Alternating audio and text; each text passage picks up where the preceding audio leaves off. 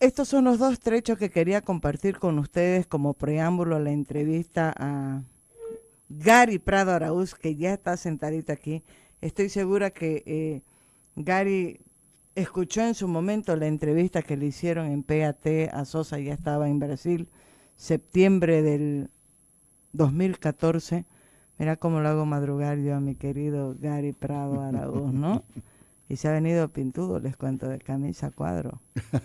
Eh, ya la conocía seguro la entrevista, pero hice cuestión mientras hacíamos hora para tu llegada, Gary, de volverla a compartir con la audiencia, porque creo que nuestra memoria es frágil y nos olvidamos, ¿no?, de muchas cosas.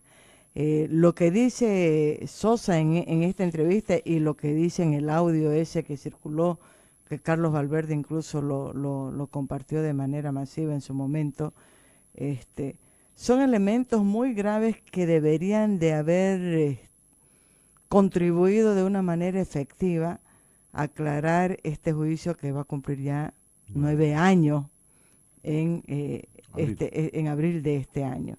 Y lo hice también a propósito porque en esta entrevista no menciona para nada a Rubén Costa, y vos has visto que en la última declaración que ha hecho, por supuesto desde Brasil, dice directamente que hubo un complot entre el gobierno y Rubén Costa, ¿no? Claro, yo digo que la palabra de Marcelo Sosa vale muy poco, aunque hay elementos que valen la pena rescatar.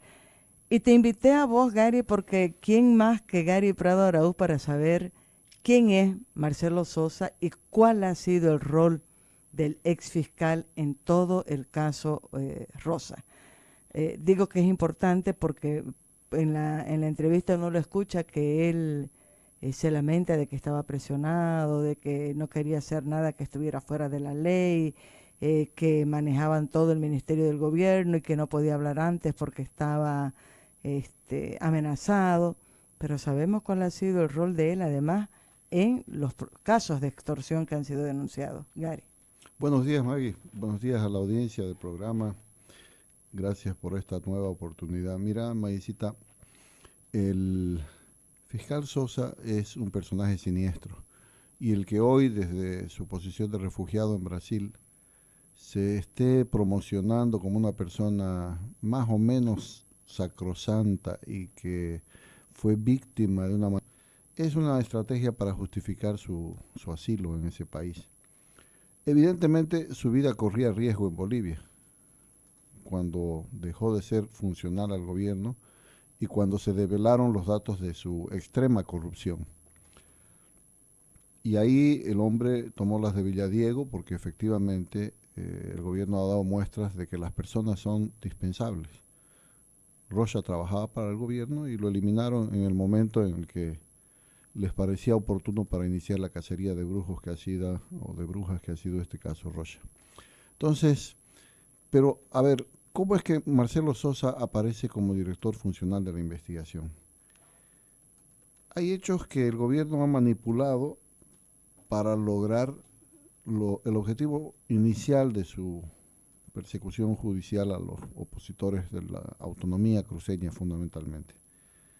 Y es que este caso se traslade a la jurisdicción de la ciudad de La Paz, donde ellos podían ejercer mayor control. ¿Cómo lo hacen?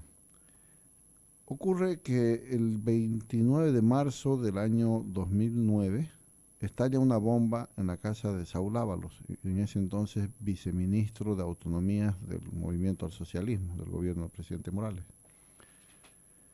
Ese mismo día, los abogados del Ministerio de Gobierno, por instrucción del viceministro Marcos Farfán, elaboran una denuncia sobre hechos de terrorismo que irían a ocurrir en Santa Cruz.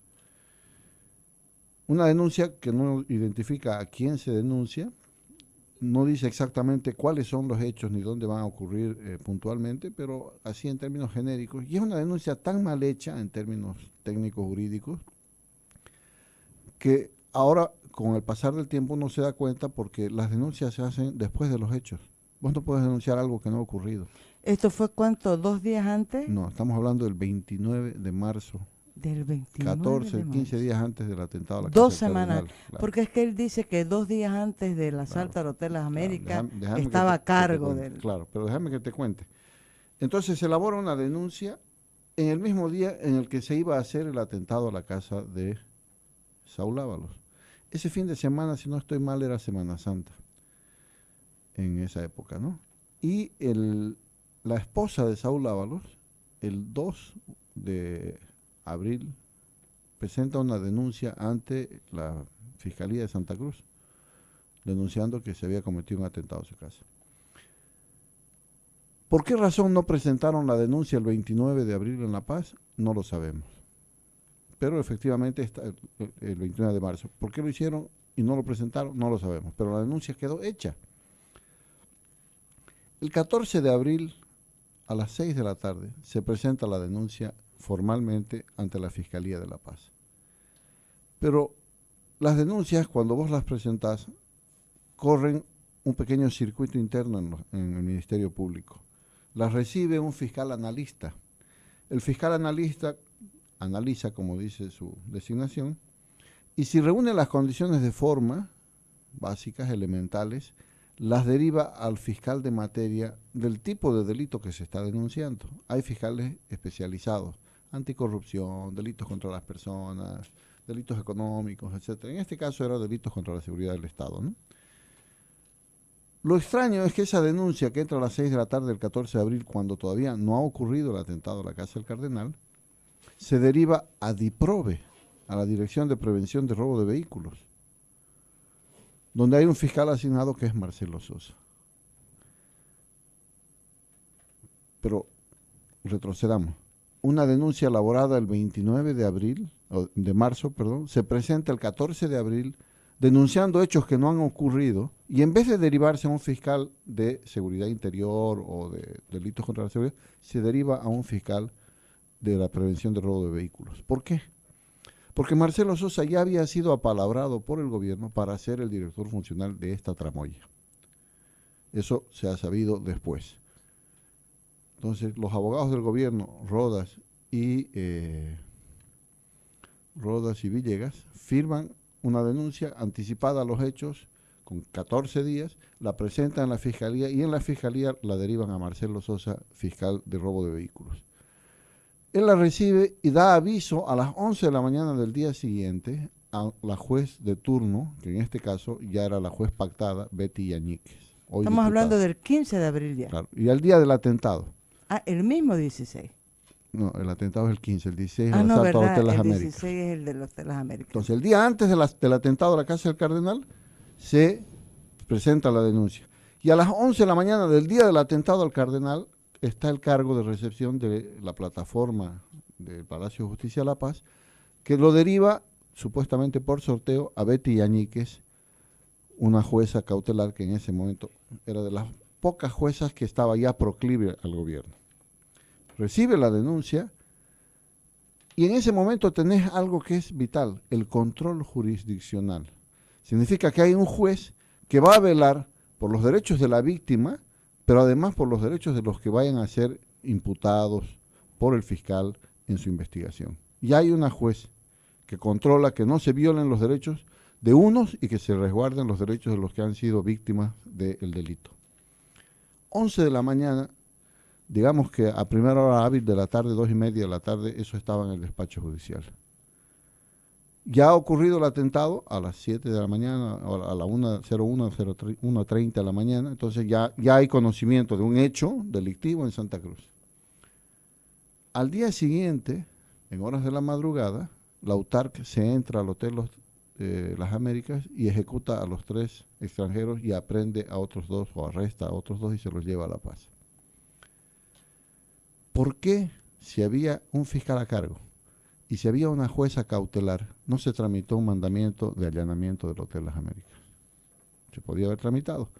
Los mandamientos de allanamiento no se pueden practicar en horas de la noche, solamente en el horario hábil. Pero podían haber esperado a las 7 de la mañana del 16 de abril y en sus cuartitos agarrarlos a los 5, ¿no es verdad? Entonces aquí se ve que hay una mala intención y ya un hecho que queda claro. Sosa es un monigote. Sosa no va a dirigir la investigación. Los hechos y la investigación los van a dirigir los funcionarios del Ministerio de Gobierno. Y en este caso son el viceministro Farfán, el que era director de Seguridad Ciudadana, Carlos Núñez del Prado, el que era director de Régimen Interior, si no estoy mal en ese momento, Luis Clavijo Castro, y los abogados del Ministerio de Gobierno, en ese momento Fernando Rivera, Boris Villegas y Denis Rodas. Ellos vienen a ser el equipo técnico jurídico, pero además el equipo político que se hace cargo de llevar adelante este proceso. Marcelo Sosa está pintado. El operativo se hace sin su presencia, pero aquí hay un hecho que ellos lo disfrazan, ¿no? Entró la policía porque los habían identificado como los que atentaron a la casa del cardenal, y cuando estaban llegando a las habitaciones, lanzaron un explosivo contra la policía y abrieron fuego, y la policía tuvo que contestar y repeler. Y ahí es que se dan estas 3 lamentables muertes. Eso es más mentira de lo que te podés imaginar. ¿Por qué? Porque el lugar donde estaban estos jóvenes alojados, el 4º piso del Hotel Las Américas, no existe rastro de ninguna explosión. Una explosión de dinamita, de granada, de cualquier artefacto explosivo deja daños en el ambiente. No existen. Los daños que hay son las puertas de las 3 habitaciones de los 3 que murieron, que han sido voladas por la policía con explosivo plástico en las bisagras y las cerraduras, y que se introdujeron al interior de las habitaciones. Y eso está en los reportes de balística, ¿no es verdad? Las puertas se van hacia adentro, la explosión las mete hacia las habitaciones. Y después ejecutan a estos 3 ciudadanos. Entonces, queda claro que no hubo director funcional, no hubo allanamiento, y eso fue un operativo ilegal. Pero además, por la forma que las evidencias que ellos dejan, queda claro que además los ejecutaron como a perros. O sea, aquí no hubo enfrentamiento. Después disimularon que ellos habían disparado 5 disparos desde el interior de las habitaciones hacia el pasillo. No existen fotografías de los proyectiles que se hubieran colectado de esos 5 disparos. Solamente están los huecos en las paredes. La pericia no muestra un solo proyectil, que debería coincidir con las armas que supuestamente les requisan a ellos, ¿no es verdad? De las que encuentran en las habitaciones. Entonces, pero no hay proyectiles. Solo hay huecos en las paredes, y sobre la base del impacto en la pared se hace un trazado de línea hacia atrás para determinar el ángulo del que habría sido disparado. Entonces, convenientemente, todos tienen un ángulo que da hacia el interior de las 2 habitaciones, la de Rocha y la de Dwyer, que son los únicos que habrían abierto fuego. Magyarossi, no hay tiros de salida del cuarto de Magyarossi hacia el pasillo, y sin embargo lo matan. Entonces, ¿cómo es que ofrecieron resistencia? En el caso de Loto Aso, su habitación tiene 13 disparos en la puerta, y también la tumban. Ahí no usaron explosivos, pero le metieron 13 disparos a la puerta de la habitación. El Lot dice haberse rendido, haberse puesto de rodillas y levantado las manos, y que entraron y lo golpearon, etcétera, y lo redujeron. El cuarto de Mario Tadic tiene 5 disparos al interior, si no estoy mal. No encontraron armas en el cuarto de Mario Tadic, pero está condenado por alzamiento armado. O sea, si no tenía armas, alzamiento armado, ¿no? Bueno. Y lo que es más gracioso, para simular que había habido un gran tiroteo en el Hotel Las Américas, en una de las habitaciones del hotel que estaba en refacción, su 4º piso, habían colchones en desuso, y la policía efectúa 8 disparos contra esos colchones. ¿Para qué? Para que haya la sonoridad del disparo, etcétera, y parezca que ha habido una gran confrontación. Y tumban a patadas las otras puertas de las habitaciones del piso, en una requisa absurda donde no había nadie. Entonces, es un teatro montado muy parecido al de la calle Harrington que hicieron los paramilitares en el año 81, muy parecido, porque son gente que no está ofreciendo resistencia y a la que ejecutan para simular después de que tenían armas y luego hacen el allanamiento de cotas. Si vos querés en la historia oficial, podrías justificar, entre comillas, lo ocurrido en el Hotel Las Américas, porque había gente que tenía armas, porque efectivamente habían armas en las habitaciones. Pero en cotas no había personas. En cotas no había nadie. ¿Por qué no hacer un operativo apegado a la ley en cotas? Llegaron a cotas, redujeron al personal de seguridad de una empresa privada que le prestaba servicio de seguridad al recinto ferial, se entraron hasta el stand, tumbaron la puerta y el hallazgo, armas en exposición. Además, acomodaditas, ¿no? Claro, era la Expo Arma 2009, ¿no? O sea, son tan brutos. Nadie deja pues las armas a la vista si está trabajando clandestinamente y es un terrorista experto, Estaban etcétera. servidas a la mesa como Claro, estaban platos. así colocaditas como para que la gente las encuentre. Y, oh casualidad, en el stand encuentran la tapa del basurero plástico en el que se habría introducido los explosivos que estallaron en la puerta del Cardenal. ¿Viste los basureros plásticos que tienen tapita? En el stand Ahí de estaban. cosas está la tapa, ¿no? Y lo resaltan, ¿no? Pero allá hay fragmentos de plástico en la casa del Cardenal. Pero ya ese mismo día dicen que se ha encontrado la tapa del contenedor donde estaban los explosivos. Ya sabían cosas que todavía no se podían determinar, pero ya lo sabían. Y que es el mismo explosivo además, que el que han encontrado restos todavía allá. Bueno, todo eso Sosa, si es que su decir actual de que habían hecho irregularidades, que no estaba de acuerdo, ¿por qué no lo denunció en su momento? Un hombre decente no va a permitir que su carrera como fiscal sea absolutamente dañada para el resto de su vida, porque nadie lo va a reivindicar jamás a Marcelo Sosa, y cuando menos renuncia, pues, ¿no? Y yo no me voy a prestar a este juego, señores, búsquense otro fiscal, váyanse al tacho y listo. Manéjense con otro. Claro, pero él no. Porque además, él mismo admite que él no fue convocado para hacer ese operativo, él no se enteró, no había fiscal en el operativo. Ni lo llevaron. El otro elemento que me parece interesante también recordar es que las bloquearon las cámaras de seguridad que habían en el hotel. Borraron el contenido de los registros de la cámara de seguridad del hotel desde la 1 a 2 de la mañana hasta las 9 de la mañana del día siguiente. O sea, si la policía actúa de acuerdo a ley y va a tener una evidencia de que ha hecho las cosas correctas, ¿por qué borrarlas? Ahora, ese es un primer elemento que me parece interesantísimo y sí queda claro. Vos decís de manera clarísima, si fuera verdad que soy una persona correcta, como dice el ex fiscal Sosa que es, ¿no? Que no quería ir contra nada que fuera ilegal.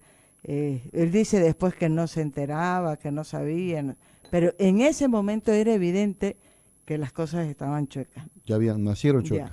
Ese es un primer dato de que Sosa no actuó de manera correcta desde un comienzo y que fue ahí a prestar un servicio. Convalidó, ¿no? Todas las irregularidades que a partir de ahí, ¿cuál ha sido el rol de Marcelo Sosa hasta que se hay una primera etapa en todo proceso pensando de investigación. En el juicio. Claro, hay una primera etapa que se llama la investigación preliminar, que son los hechos más recientes con relación al delito que se haya cometido, en los que se evidencian, se colectan evidencias, pruebas, todo lo que haya. Si hay personas involucradas, se les toma declaración, se arresta, se aprende a la gente. Esa etapa preliminar la cumple Sosa hasta que se presta al testimonio de Ignacio Villavargas. El testimonio de Ignacio Villavargas es una fábula de Esopo sin moraleja al final. Es impresionante la cantidad de mentiras que dice Ignacio Villavargas en su primera declaración y que son la base para la investigación propiamente dicha del fiscal. De ahí en adelante el guión está escrito. Ignacio Villavargas comienza con un cuento de piratas en el que dice que él era el chofer del grupo terrorista, pero que ese grupo terrorista tenía unos jefes y nombra a todos los líderes de la institucionalidad cruceña de entonces como personas que se reunían y con las que él participaba. O sea, el chofer como presidente de la CAO, de CAINCO, de la Federación de Empresarios, el Comité Cívico, el gobernador, o sea, el chofer va a participar de las reuniones en un plan secesionista. O sea, qué nivel, digamos, ¿no? Así lo plantea y así se escribe de ahí en adelante la historia oficial de la investigación. Sosa, Villavargas dice cosas como que el gobernador lo había llamado para comprometerlo en la causa y le había ofrecido una quinta y $200,000. O sea, la plata sobraba en este conato subversivo. Entonces, es absurdo. Todo lo que dice el viejo en su declaración, uno lo lee y dice, ¿cómo puede esto creer un fiscal? ¿De dónde sale el viejo, Gary? Villavargas ya había sido contactado por David Cejas para ser chofer de Eduardo Rocha, para prestarle un servicio de, digamos, de taxi permanente, porque Villa Vargas tenía su taxi, estaba vinculado a ciertos dirigentes de la Unión Juvenil, había sido de la Unión Juvenil de Cotoca cuando era joven, y tenía un vínculo con la Unión. Y a través de David Cejas se lo coloca a Rocha como su chofer. Manejaba su taxi y andaba prestándole servicios a Rocha para varias cosas. Pero Villa Vargas en el interín empieza a trabajar para el Ministerio de Gobierno, antes del atentado a la Casa del Cardenal. Villa Vargas viaja a La Paz, se reúne con funcionarios del Ministerio de Gobierno. Aquí le rendía cuentas de lo que hacía Rocha a Clavijo, le rendía cuentas a un coronel de policías, de otro apellido, creo que es Ferrufino. O sea, Villa Vargas trabajaba para Rocha y para el gobierno durante el periodo en el que va desde febrero del año 2009 hasta abril de 2009. Villa Vargas, se puede decir que Villa Vargas, a través del registro de sus llamadas telefónicas realizadas el día 29 de marzo del año 2009, participa del atentado a la casa de Saúl Ábalos. Vos sabés que cuando una persona utiliza su teléfono celular, ese teléfono se conecta a una de las antenas que está a la más próxima de las antenas de celular que está de donde él esté. Ahí emite la señal. Y si él se traslada, digamos, está en vehículo, camina, de un punto a otro y se acerca a otra antena, su señal se traspasa a la siguiente antena. Y si sigue la llamada en otro recorrido, se traspasa hacia otra antena. El celular van agarrando un registro. Esa información la pidió la Fiscalía a las empresas proveedoras de servicios, Tigo, Entel, Viva, etcétera, y les informaron, y hay la secuencia de movimiento de las personas. Entonces Villa Vargas, el 29 de marzo, cuando se atenta a la casa de Saúl Ábalos, sale de Cotoca, va hacia el norte de la ciudad de Santa Cruz, hace llamadas así, ¿no? Se ubica en el norte, después se ubica en el campo ferial, y del campo ferial se dirige hacia La Cieguita, esa avenida que es la radial, debe ser 18, por la 19, no, sí, menos, no, entre la 19 y 18. 17 y medio, por ahí estamos, sí, ¿verdad? Va a La Cieguita, y de ahí va hacia la zona de Unitel, que es por donde vive Saúl Ábalos. Regresa hacia la Feria de Exposición, va hacia el centro. En ese tiempo Rocha estaba alojado en el Hotel Santa Cruz, ¿no? Ya en el Santa Cruz. Y de ahí se va a Cotoca, donde él vive. O sea, él hace en todo ese recorrido va haciendo llamadas, de manera que a la hora del atentado él está en las inmediaciones de Unitel. Más adelante él declara que efectivamente participó en el atentado a la casa de Saúl Ábalos, junto al policía Andrade, junto a Luis Clavijo y a Eduardo Rocha. Él lo declara, ¿no es verdad? El teléfono de Rocha hace la misma ruta, va haciendo llamadas desde la feria de Exposición hacia la casa de Ábalos, regresa al hotel, a la feria, al hotel y deja de hacer llamadas. Entonces, efectivamente, Rocha participa. ¿Estaban juntos? Claro, entonces ahí está la evidencia de que estaban en el mismo vehículo. El día del atentado a la casa del Cardenal, Rocha no participa. Rocha y su gente habían llegado horas antes al Hotel Las Américas, se habían registrado, los ubicaron en el cuarto piso, y ellos no salen. Y el vehículo que tenía Rocha ya comprado, se lo compró a Carlos Guillén, estaba en el sótano del hotel y no sale. Hay un registro de ingreso y no hay registro de salida hasta que lo secuestra la policía el 16 de abril. Entonces, Rocha no participa del atentado al Cardenal, pero sí lo hace Villa Vargas. Villa Vargas sale de Cotoca, se viene hacia Santa Cruz, se ubica en la Plaza Tarija, al sur de la ciudad. De la Plaza Tarija va hacia el Mercado Los Pozos. Del Mercado Los Pozos está por el Cristo. Después del Cristo va hacia la zona de la iglesia de la Santa Cruz, Diaconía, que es la casa del Cardenal. Y de ahí regresa a Los Pozos otra vez a la Plaza Tarija, va a Cotoca y cuando está en Cotoca lo llama a Eduardo Rocha. Hace llamadas a otras personas, números no identificados, pero estando en Cotoca lo llama Eduardo Rocha. ¿Qué es lo que relata Ignacio Villa Vargas con relación a ese hecho? Que él sale de su casa en Cotoca, llega a Diprove, le dan un vehículo robado, en ese vehículo robado él se desplaza hacia Los Pozos, recoge a Andrade, Clavijo y la policía Karen, con ellos van a la casa del Cardenal, colocan la bomba, los regresa a la zona de Los Pozos, se va a Diprove, deja el vehículo robado, se pone en su vehículo y se va a Cotoca. Eso está en el cuaderno de investigaciones, lo que pasa es que no quieren decirlo. Está absolutamente claro que eso fue lo que ocurrió.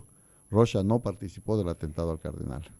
Y en esa charla telefónica del viejo con Eduardo Rosas, que No se sabe qué se dicen porque él no dice. No hay registro. Él le cuenta, según Villa Vargas, le cuenta a Rocha que atentaron contra el cardenal. Y al día siguiente, 24 horas después, lo estaban matando a Rocha y echándole la culpa al atentado a la casa del cardenal. Ahora la pregunta, porque claro, le hace la pregunta a Priscila Quiroga a Marcelo Sosa y él no dice que eso todavía está en investigación, imagínate en 2014. ¿Quién lo trajo a Marcelo Queda Sosa? claro que lo que dice Marcelo Sosa en su acusación A Eduardo Rosas, perdón. Sí, y en su fundamento de acusación en el juicio ya, es mentira. Él dice que la derecha cruceña le pagó su pasaje a Eduardo Rocha para que venga. Él dice que Alejandro Melgar se hizo cargo de pagar el pasaje de Eduardo Rocha. Y eso no es cierto. Entre los pocos documentos que le secuestran a Eduardo Rocha está la factura de la compra de pasajes. Y se compraron 2 pasajes con la ruta Budapest-Frankfurt, Río de Janeiro, o San Pablo, para Eduardo Rocha, con el nombre húngaro que usaba, que era Georgi Rocha, y otro ciudadano llamado Tamás Lajos Nagy. ¿Quién es ese cristiano? Nadie sabe. El fiscal pidió a Hungría cooperación para que le identifiquen y en su caso detengan a este tipo. No. Estuvo en Santa Cruz desde primeros días de octubre, entró por el puesto fronterizo de Puerto Suárez a pie y se fue por ese mismo punto en los días de Navidad. Tamás Lajos Nagy es una persona que estuvo acá con Rocha 3 meses y de ahí se fue. Y nadie sabe quién es. Y el fiscal no pidió cooperación internacional para que le digan quién es ese sujeto. Y la factura de la compra de los 2 boletos está a nombre de este tipo. Está en húngaro la factura. Yo le he traducido palabra por palabra esa factura para identificar el documento. Está el valor de los boletos, etcétera. Y se paga con una tarjeta de crédito. O sea, que hay cómo seguir esa pista. Claro, nuestro recordado amigo Ronald Méndez, poco antes de fallecer, me regala un disco duro externo. Me dice, esto te va a servir. ¿Qué es? Le digo yo. Es una copia de la computadora de Marcelo Sosa. Uli carajo. ¿Y vos cómo la tenés? ¿Qué te importa? Me dice. La compramos. Como esta investigación fue tan corrupta, los propios funcionarios de la fiscalía, de la policía que estaban con Rocha, vendían cosas. Se han vendido pruebas, se han vendido cosas. Esto es impresionante. Y entonces yo conecto eso y efectivamente se trata de una copia del contenido del disco duro de Marcelo Sosa. Ahí me encuentro con capturas de pantalla de correos electrónicos de Marcelo Sosa con la agencia de viajes cuya dirección está en esta factura. Y donde él se identifica como Marcelo Sosa, fiscal, y solicita investigación sobre la compra de estos boletos. Esa es una forma irregular de investigar. Un fiscal no se va a dirigir fuera de su jurisdicción a personas de otro país a decirles, soy fulano, ayúdeme, estoy investigando. Eso de manera así informal, digamos. Claro, la manera formal es a través de la embajada de ese país solicitar formalmente la cooperación de su policía. De allá le contestan y le dicen, mande por fax, y le dan el número, su designación, su documento de designación, su pasaporte, etcétera, para que veamos que se trata efectivamente de una autoridad. Le contestan. Parece que envía el fax, porque ya manda otro mail donde dice, he enviado esta información, y de allá le contestan diciendo, esa factura fue pagada por una tarjeta de crédito del Banco Canarias de Venezuela. Y el titular de la tarjeta es un señor Jorge Osorio. No le podemos dar más información. Ahí está la información. Entonces uno googlea Osorio, Banco Canarias de Venezuela, Félix Osorio, no es Jorge. Félix Osorio, en ese tiempo, era el ministro de Alimentación Popular del gabinete de Hugo Chávez Frías, presidente de Venezuela. Era un coronel del ejército, antes había sido ministro secretario de la presidencia, o sea, era una persona cercana a Hugo Chávez. Manejaba mucha cantidad de divisas, porque era el que hacía las compras de alimentos para el pueblo venezolano. Y el Banco Canarias de Venezuela fue nacionalizado por el Estado venezolano poco tiempo después del operativo en el Hotel Las Américas. O sea que la información está resguardada bajo 7 candados de ese trámite, de ese uso de tarjeta de débito o de crédito por este ciudadano, que es el que paga el boleto. Esa información la tiene Sosa, pero no la hace pública. Es más, tiene una información de la Unidad de Investigaciones Financieras que él solicita y le contestan, en la cual le indican que ni Alejandro Melgar, ni Hugo Achá, ni creo que es Vaca, que es otro de los acusados que está prófugo, han hecho en el periodo que él le solicita a la UIF informar, giros o depósitos en cuentas del exterior. O sea que ellos no compraron boletos, no giraron dinero para que venga nadie, pero él los acusa de haber hecho eso. Entonces es una mentira enorme que la derecha cruceña, que la oligarquía cruceña, que los cívicos cruceños, que los líderes cruceños hubieran pagado para que venga Rocha a Bolivia.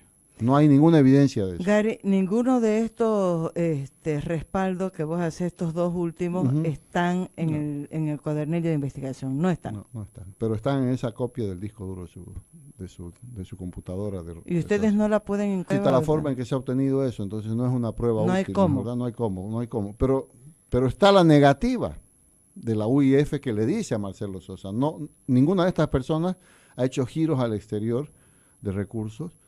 Entonces, ¿cómo pagaron?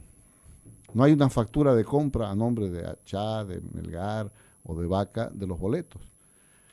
Otra cosa distinta es que a través de un convenio que tenía Alejandro Melgar con Aerosur, porque él era abogado de Aerosur, Alejandro Melgar solicita la emisión de 8 boletos, si no estoy mal, en la ruta Madrid-Santa Cruz para ciudadanos húngaros, entre ellos el Otto Aso y otros, creo que Michael Dwyer, de que es irlandés, que vienen a Bolivia, algunos están y se van. Pero a los que el Ministerio Público no ha pedido jamás a su país de origen que se los investigue, que se los arreste, nada.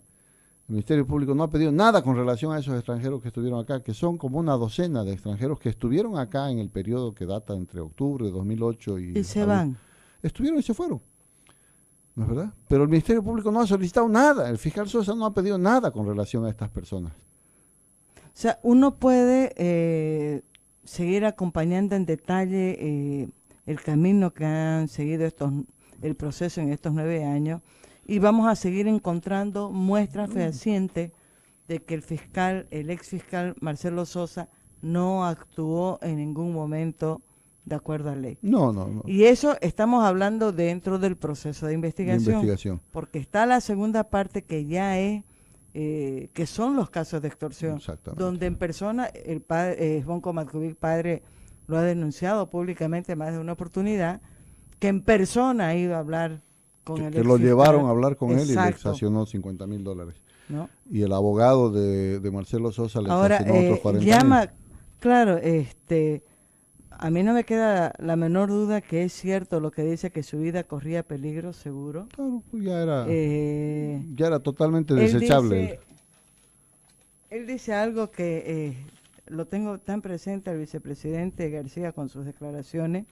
Dice que el hermano del vicepresidente era el que manejaba todo. El todo. Gobierno no tiene escrúpulos para mantenerse en el poder. Si tiene que pisar a alguien e inclusive matar, lo va a hacer, con tal de mantenerse al poder. Y habla directamente, por eso digo, a ver, si él sabía que estaba haciendo así, que es lo que vos decís, digamos que no renunció en el primer momento porque no sé, porque quería mandarse a la parte, quería tener su pedacito de fama, pero si en el transcurso de los años vos ves que no tenés ninguna autoridad, que como fiscal tenés que ir a rendirle cuenta al Ministerio de Gobierno, no a tu jefe, que es el fiscal general, digamos, no, o el fiscal general, ¿no? Que sabes además que entre los que están manejando hay una persona que no tiene nada que ver con el gobierno ni con el Estado, porque no es funcionario formal, que es en el caso, él lo cita con nombre y apellido, Raúl García Linera, no dice nada, digamos. Él hay sigue. Un dato, Maguicita, que se ha revelado el año pasado, yo no lo conocía, a pesar de que soy abogado de Alcides desde hace unos 3 años, de Alcides Mendoza, que está preso. Denver Pedraza, que había sido director de DIRCABI en Santa Cruz en el inicio del gobierno del MAS y que después salió de Sapega, etcétera, que es un abogado del Foro Cruceño, fue recomendado por ciertos parientes y amigos de Alcides Mendoza después del atentado del Hotel Las Américas para patrocinar a Alcides. Y él conversa con Alcides le cuenta que sabía algo de Rocha, pero que ellos no eran los que habían cometido el atentado, esos que mataron en el Hotel Las Américas. Se ve que Alcides estaba con miedo. Esto lo ha dicho formalmente en juicio, llevado como testigo de descargo de Alcides. Y Denver Pedraza se pone en contacto con Luis Clavijo, que era miembro del Ministerio de Gobierno, que se hace pasar en primera instancia como coronel de la policía en una conversación que tienen en la plazuela Blacut con Alcides. Se los lleva a Denver Pedraza y a Alcides Mendoza a la ciudad de La Paz. Estamos hablando de los primeros días de abril después del atentado, o sea, 16, 17 de abril, algo por el estilo, 18 de abril máximo. Se los lleva a La Paz. Se reúnen con García Linera. García Linera le da plata con a Denver, Álvaro, con Raúl. Le da dinero. Los alojan en un hotel que la policía tenía en la Plaza Murillo, no me acuerdo el nombre del hotel, pero era un hotel que manejaba la policía. Y ahí le dice a Denver y a Alcides que él necesitaba maleantes, sicarios, que le consigan gente que esté dispuesta a matar. Le dice, hagamos una simulación de que los aprendemos a un tal Guedes y a Alcides, y nos lo traemos acá, y que aquí vengan y declaren, y da una lista de nombres que tenían que involucrar, así como el viejo. Alcides le dice, no, yo no puedo hacer eso, pero yo lo puedo ayudar con un dato. Hay un tipo que andaba todo el tiempo con Rocha, que es Ignacio Villavargas. No, ese es nuestro, olvídate, no lo necesitamos ya. ¿Qué ocurre? A los pocos días lo presentan a Villavargas en calidad de testigo y hacen el operativo para aprender a Guedes y Mendoza en Santa Cruz y se los llevan a la mala. Fue tortura, horrible la forma en cómo los llevaron. Etcétera. Y cuando por están tierra, exacto, cuando con masking en los ojos. Sí. Cuando están en la audiencia cautelar en La Paz, llega Denver Pedraza y en su estilo interrumpe la audiencia y le reclama a Sosa y a los abogados del Ministerio de Gobierno que estaban acusando que él había negociado con el jefe de ellos, que era Raúl García Linera, una situación distinta para esta gente, que por qué los han maltratado así. Se suspende la audiencia, negocian y les dan medidas sustitutivas y se vienen a Santa Cruz después de varios días de estar internados en la clínica porque estaban muy mal golpeados, ¿no? Se vienen a Santa Cruz con medidas sustitutivas y como no quieren colaborar con la mentira, se los vuelven a llevar y no los largan hasta el día de hoy. Porque son ellos dos y Esbonco Matkovic los que continúan presos hasta hoy. Pero fíjate vos, toda esta trama que la dice en juicio un abogado y por supuesto, eso consta en el registro del proceso. Pero es más, 2 semanas antes quien estuvo como testigo convocado por nosotros fue Raúl García Linera y dijo que no lo conocía a Alcides, que no lo conocía a Denver Pedraza, que él no tenía nada que ver con esto, que él jamás había estado en Santa Cruz en esa época, que él no tuvo contacto con Rocha, que él conocía muy por encima a funcionarios de gobierno porque él es del MAS. O sea, el cinismo llevado a extremo. Nosotros hicimos que él venga, que declare eso y después lo trajimos a Denver Pedraza a decir esta otra verdad que recién se ha develado el año pasado. Sí, esa recuerdo la audiencia de Denver. Entonces es muy importante para que la gente se dé cuenta cómo manipulaban el caso. O sea, quien dirigía la investigación y a quienes había que involucrar era Raúl García Linera, no era Marcelo Sosa. Ahora, Gary, estamos en los últimos minutos. Mira, cada vez que lo traigo a Gary da ganas de hacer el programa solamente con él. Porque es que este es un caso realmente que lastima, no hay otra palabra para decir.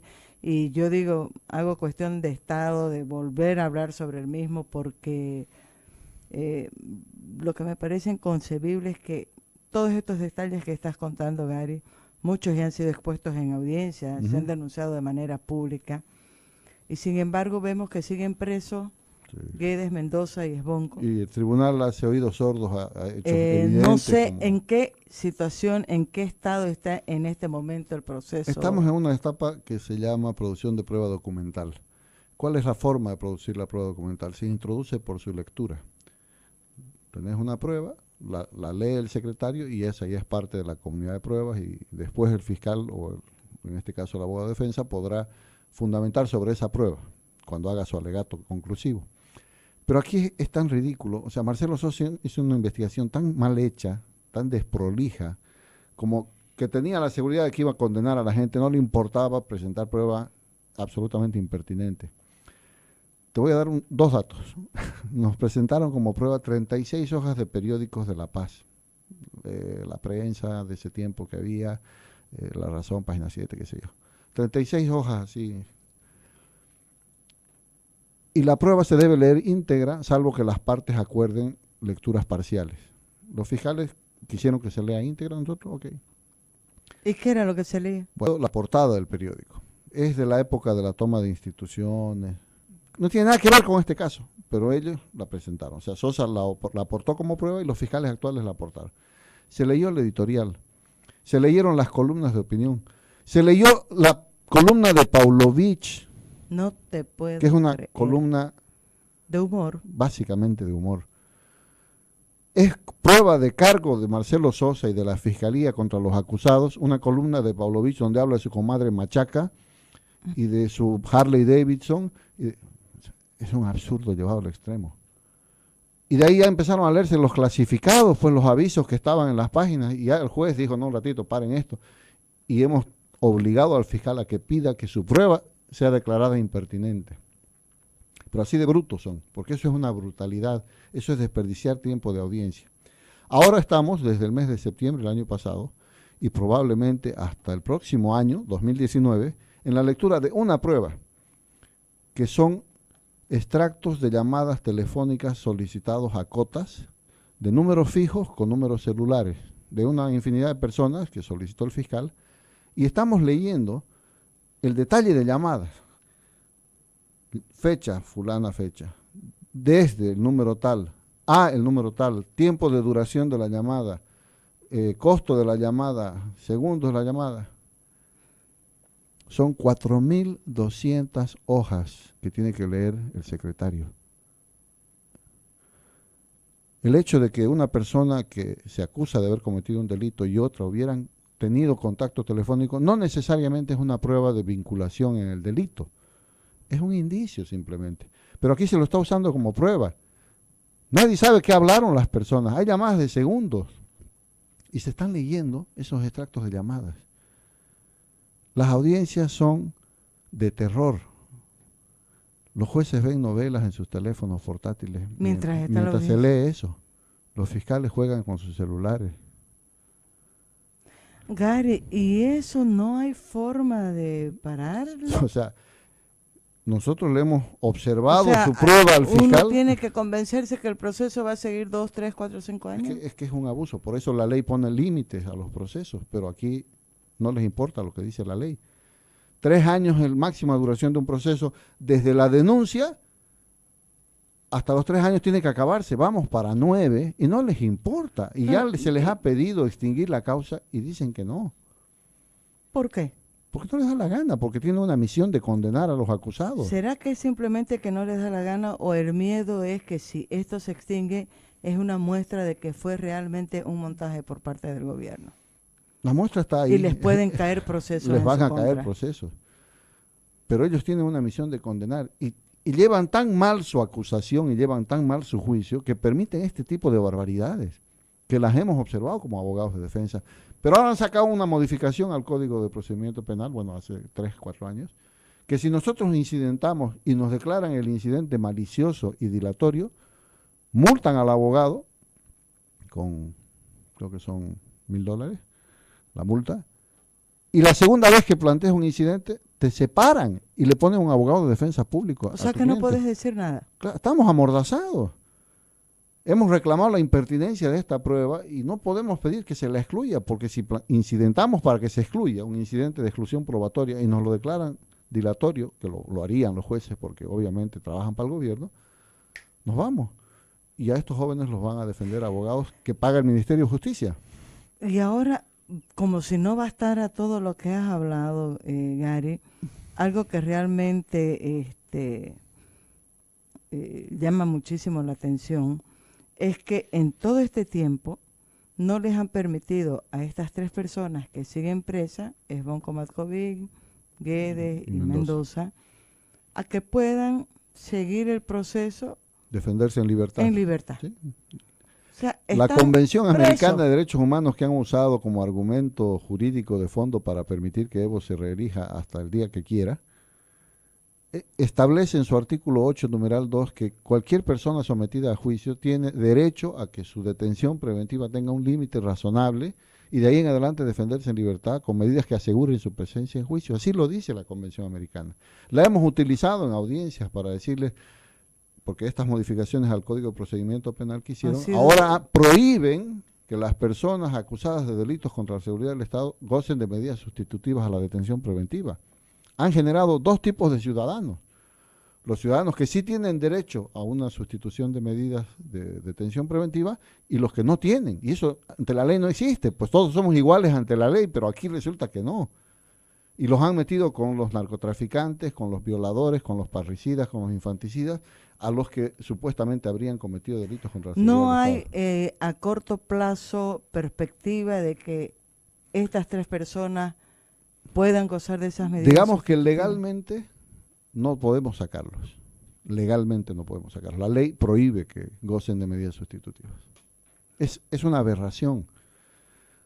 ¿No es verdad? Es una aberración. Estamos ya acudiendo a un organismo internacional de Naciones Unidas, que es una relatoría especial para detenciones ilegales y violatorias de derechos, para que este relator conozca y le recomienda al Estado boliviano, en resguardo de los derechos humanos de estas personas, que les otorgue. Debo decir, lamentablemente, Tadic y Toazo ya lo hicieron. Esta relatoría le recomendó al Estado boliviano y el Estado boliviano le mintió al relator diciendo que no correspondía porque la ley, etcétera, etcétera, etcétera, no permitía. Inclusive le echó la culpa a los abogados de defensa. Pero ahora están con un artículo expreso en el Código de Procedimiento Penal que prohíbe la medida sustitutiva para estas personas. Entonces, obviamente es una presión para que se vayan a un juicio abreviado, porque estas personas ya, si digamos que los condenan mañana, los van a condenar a 7, 8 años de cárcel, ya cumplieron. Entonces, es una vergüenza que cuando se les reclama extra audiencia a los jueces porque no les quieren otorgar medidas, dicen, pero llévenlo a un juicio abreviado y se va mañana. Los jueces. Están presionando para eso. Claro, la extorsión ahora no es económica como en la época de Marcelo Sosa, ahora la extorsión es libertad por cárcel, culpa por cárcel, por libertad. Eso es lo que están haciendo con ellos. Y afortunadamente los 3 tienen una convicción férrea de no asumir como verdad la mentira de la acusación de Marcelo Sosa y dicen, no nos vamos a inculpar de algo que no hemos cometido. ¿Hay alguna alternativa, si la ley no lo permite, una alternativa que permita que estas 3 personas hay un pequeño salgan de la cárcel resquicio en el artículo 239, numeral 1, que dice que si se desvirtúan los riesgos procesales de fuga y obstaculización que tendrían que tener cada uno de ellos, la gente podría gozar. O, dice, nuevos elementos permitan hagan conveniente que la medida de detención sea cambiada. Esos nuevos elementos, en el caso de Esbonco, lo hemos planteado en enero de este año, son su estado de salud. Esbonco está con una gravísima lesión en su columna vertebral, tiene dos hernias de disco y un desplazamiento de vértebra que lo pueden dejar inválido. Se ha planteado, nos han rechazado una primera vez, está en apelación, el miércoles de esta semana se apela en La Paz esa situación. Y si nos la vuelven a negar, bajo el mismo argumento que los certificados médicos no son actuales, Esbonco se está sometiendo a nuevos estudios, vamos a tratar de, en un mes máximo, volver a presentar la solicitud ya con documentación actual, porque los médicos le han recomendado un régimen de fisioterapia diaria, mañana y tarde, todos los días imparentablemente, para que revitalice su columna y se eviten las cirugías. Es un cuadro complejo, crítico, y esperamos que esta vez el tribunal entienda que ya se trata de un riesgo a la vida y a la salud de Esbonco y por lo tanto le otorgue medida de detención domiciliaria por lo menos para que desde su domicilio pueda ir todos los días a fisioterapia y los días que toque a juicio. En el caso de Guedes y Mendoza, si bien están enfermos, no son tan enfermos como para que ese argumento sirva. Entonces ellos son realmente víctimas del ensañamiento judicial contra las personas. Y terrible, porque son dos personas de familias muy humildes, ¿no? Sí, y la están pasando muy difícil. Los dos. Hay gente solidaria que los apoya afortunadamente a sus familiares para que sobrevivan mientras ellos están en la cárcel, pero nunca alcanza, pues, ¿no? Nunca alcanza. Terrible. Gary Prado Araúz, te agradezco muchísimo. Como digo, es un tema que inagotable te va a traer Semanario 1 Radio, y yo creo que el rol que tenemos que jugar como periodistas y como medios es no permitir que el caso caiga en el olvido. No es un caso que está vivo y que tiene mucha injusticia dentro de todo el proceso. Sí. Gracias, querido Gary. Nos vamos a un corte escuchando